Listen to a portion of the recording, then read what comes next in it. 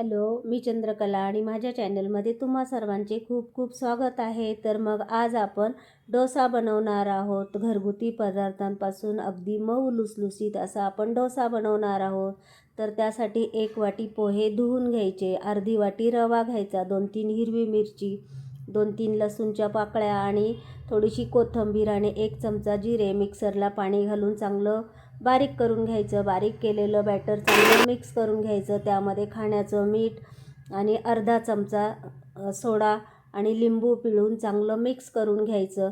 Batter थोडं पातळसर केलं तर डोसा अगदी कुरकुरीत होतो आणि थोडंसं घट्टसर ठेवलं तर मग डोसा अगदी मऊ लुसलुसीत होतो. तुमच्या आवडीप्रमाणे मग पॅनला किंवा तव्याला पाण्याचा शिपका मारून पुसून घ्यायचा आणि त्यावरती मग डोसा पसरवून घ्यायचा. डोसा पसरवल्यानंतर वरतून थोडासा तेलाचा किंवा तुपाचा चमचा फिरवून डोसा पलटी मारून घ्यायचा आणि मग दोन्ही बाजूनी ब्राऊन कलर येऊपर्यंत शेकून घ्यायचा.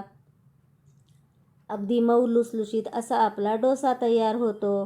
तर मग तुम्ही पण असा घरगुती पदार्थांपासून सकाळी नाश्त्याची घाई असते तर त्यासाठी डोसा बनवून घ्या. आणि माझा व्हिडिओ जर तुम्हाला आवडला असेल तर मग लाईक करा, शेअर करा, सबस्क्राईब करा आणि कॉमेंट करा. धन्यवाद.